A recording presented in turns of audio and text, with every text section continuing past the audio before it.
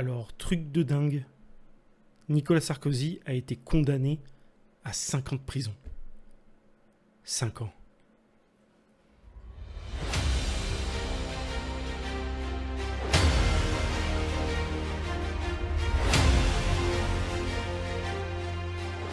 Bonsoir à toutes et à toutes, c'est Félix de retour et il semblerait qu'aujourd'hui on vive une journée historique.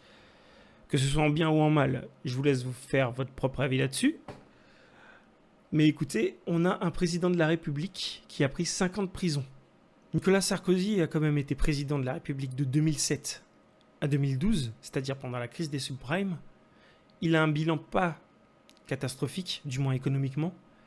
Par contre, au niveau géopolitique, là, c'est beaucoup plus compliqué. Il traîne quand même pas mal de casseroles. Et je pense que ce qui lui arrive aujourd'hui n'est que l'écho de la politique qu'il a menée dans le passé. Mais bon, après, c'est pas le sujet que j'ai envie de soulever. Du moins, c'est pas la question que j'ai envie de soulever. La question que je me pose là, c'est est-ce que la justice a fait son travail ? Parce qu'il y a énormément de contradictions sur le dossier, énormément d'incompréhension, beaucoup de parts d'ombre. Et on va analyser tout ça. Des millions d'euros dépensés pour trouver un financement libyen dont le tribunal correctionnel vient de dire qu'il n'a pas pu, et pour cause, être trouvé dans ma campagne. Le tribunal a été plus loin en déclarant solennellement que le document Mediapart, qui était à l'origine de cette procédure, était, je cite, un faux. Je suis donc condamné pour avoir prétendument laissé faire 2 de mes collaborateurs qui auraient eu l'idée d'un financement illégal de ma campagne. Depuis toutes ces années, j'ai assumé toutes mes responsabilités. C'est vraiment très intéressant ce qu'il dit là. Tout d'abord, j'aimerais préciser quelque chose, c'est que je n'apprécie pas particulièrement le personnage de Nicolas Sarkozy. En fait, je le considère même responsable de beaucoup des problèmes que nous avons en France. Bien sûr, il n'est pas le seul, mais il fait partie du problème. Et tout ça pour dire, je ne suis pas du genre à apprécier ou à me satisfaire d'avoir une sorcière à brûler, en fait. Certes, je n'aime pas M. Sarkozy, mais il y a quelque chose que je déteste vraiment, c'est l'injustice. Et là, moi, tout ce que je vois, c'est juste de l'injustice, en fait. Bon, il vient quand même de nous dire qu'ils ont trouvé aucune trace de financement libyen. Bon, certes, j'ai du mal à y croire, mais ils ont quand même trouvé aucune trace. C'est-à-dire, le gars sort et il dit ça face aux caméras. Après, par la suite, il dit clairement que le tribunal a jugé que les documents de Mediapart n'étaient pas recevables, qu'ils étaient faux. Non, il a utilisé le mot faux, qu'ils étaient faux. Je n'ai naturellement refusé aucune audience. J'ai été mis en garde à vue. J'ai été interrogé, ausculté, examiné, de telle façon que la présidente du tribunal a dit « Il n'y a aucun enrichissement personnel à vous reprocher ». Que j'ai assumé toutes mes responsabilités. Le tribunal prononce l'exécution provisoire pour me voir dormir en prison le plus tôt possible. Je demande aux Français qu'ils aient voté ou non pour moi, qu'ils me soutiennent ou non,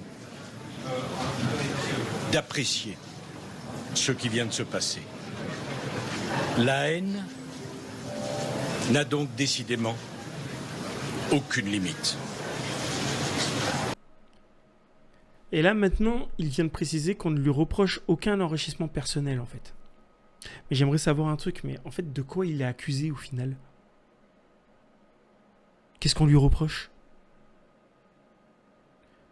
Moi, j'aimerais bien, ça serait facile de dire que oui, voilà, Monsieur Sarkozy a fait ça, ça, mais sauf qu'on ne juge pas quelqu'un, on ne condamne pas quelqu'un avec des suppositions. Après, voilà, il dit peut-être des conneries, mais je vois pas son intérêt de le faire, en fait. C'est pas dans son intérêt. Bon, il y a un truc qui m'a agacé, je comprends pas pourquoi Carla Bruni Sarkozy a souri comme ça. Hein, on dirait qu'elle a attendu ce jour toute sa vie, je comprends pas très bien. Je suis désolé de le dire, mais la justice, ce n'est pas ça. Il faut prouver les choses.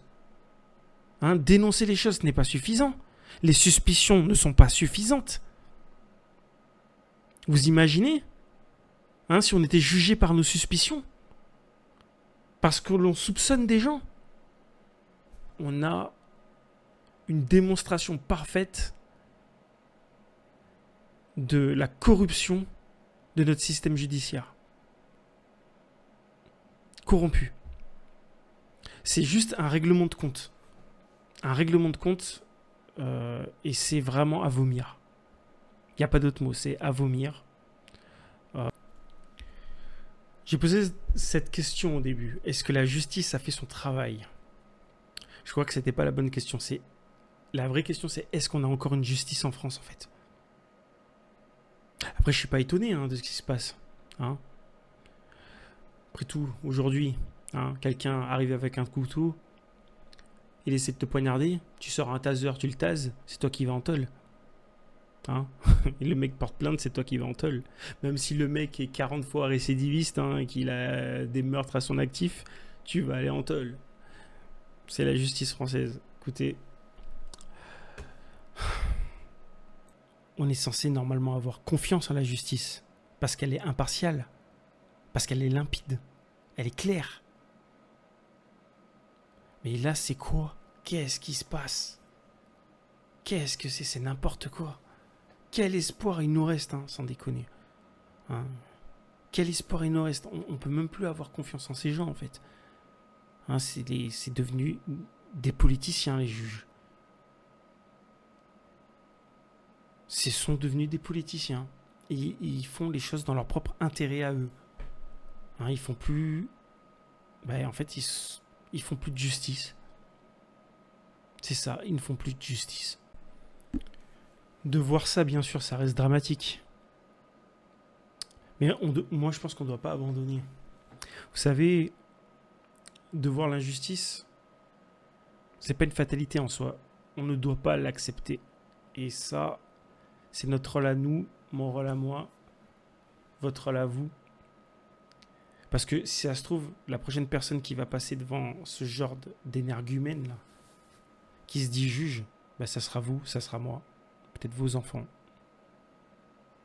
Donc gardez courage en espérant que des jours meilleurs arrivent par la suite et je vous souhaite une bonne soirée.